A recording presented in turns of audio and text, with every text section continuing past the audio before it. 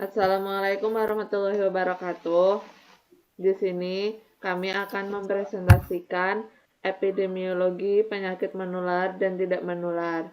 Sebelumnya, perkenalkan nama saya Anissa Sakif dengan NPM 2412040076. Saya Yusefa Mariana Silana dengan NPM 24120401.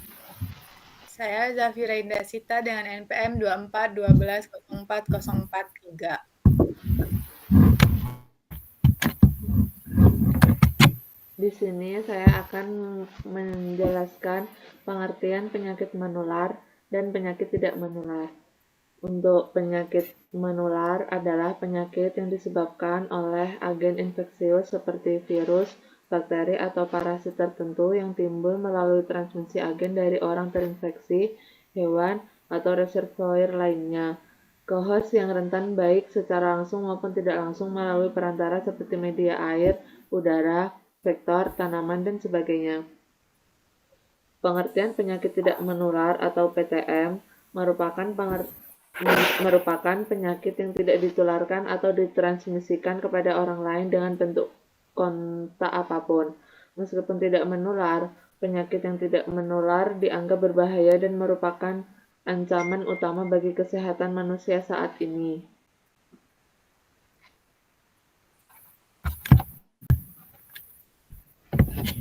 Kemudian saya akan menjelaskan terkait definisi dari penyakit yang menular. Kami mengambil penyakit HIV, yaitu Human Immunodeficiency Virus.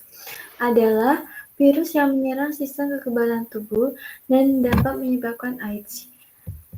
Virus ini bekerja dengan menyerang dan menghancurkan sel CD4, yaitu salah satu jenis sel darah putih yang berperan penting dalam melawan infeksi. Semakin banyak sel CD4 yang dihancurkan, semakin lemah sistem kekebalan tubuh seseorang. Kemudian, untuk penyakit yang tidak menular, kami mengambil penyakit hipertensi. Adalah tekanan darah tinggi yang berlangsung terus-menerus dan dapat menyebabkan komplikasi serius. Hipertensi ini bisa disebut juga dengan pembunuh diam-diam karena biasanya tidak memiliki gejala yang jelas, sehingga banyak orang tidak menyadari bahwa mereka memiliki tekanan darah tinggi. Kemudian ada mode transmisi dari penyakit HIV dan hipertensi. Untuk yang pertama dari HIV. Pertama, hubungan seksual. Yang dimana berhubungan seksual tanpa pengaman dengan orang lain itu dapat menimbulkan HIV. Kemudian yang kedua ada transfusi darah. Melalui transfusi darah yang terkontaminasi atau penggunaan jarum suntik bersamaan. Ketiga ada penularan dari ibu dan anak. Seperti selama masa kehamilan, persalinan, ataupun menyusui. Dan terakhir adalah cairan tubuh.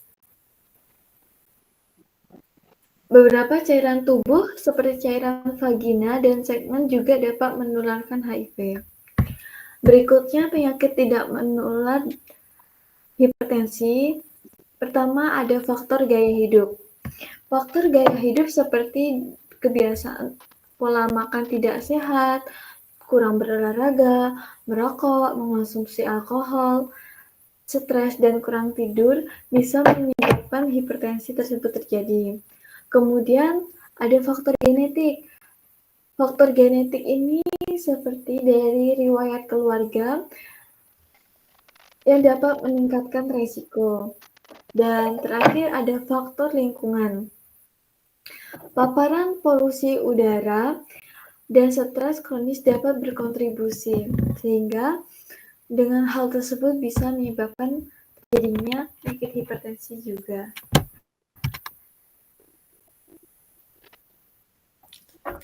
Lalu di sini ada beberapa resiko Di sini kami mengambil masing-masing 4 contoh. Yang pertama adalah resiko dari HIV adalah, yang pertama adalah sistem kekebalan tubuh menjadi AIDS. Yang ketiga adalah komplikasi organ akibat infeksi berat, dan contoh yang terakhir adalah stigma sosial dan gangguan psikologis. Lalu, untuk contoh yang hipertensi, yang pertama adalah risiko terkena penyakit jantung koroner, lalu risiko stroke, kerusakan ginjal, dan yang terakhir adalah gangguan penglihatan akibat kerusakan pembuluh darah mata. Di sini ada beberapa pencegahan. Yang pertama adalah HIV. Yang pertama adalah lakukanlah hubungan seksual yang aman. Contohnya adalah lakukanlah hubungan seksual dengan pasangan yang sah dan tidak berganti-ganti pasangan. Yang kedua adalah menggunakan pengaman alat pribadi bersama orang lain. Yang ketiga adalah menghindari penggunaan jarum suntik bersamaan. Yang keempat, melakukan sunat untuk pria, lalu menghindari penggunaan obat-obatan terlarang, lalu penggunaan antiviral atau ARV, lalu rutin melakukan screening HIV, dan yang terakhir adalah terbuka dengan pasangan. Lalu, untuk pencegahan hipertensi, yaitu adalah mengurangi asupan garam, konsumsi makanan sehat dan bernutrisi, olahraga secara rutin, jaga berat badan ideal, batasi konsumsi alkohol,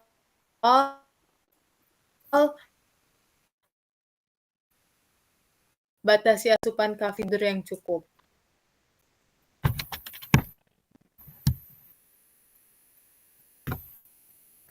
Berikut ini sumber yang kami gunakan sebagai referensi.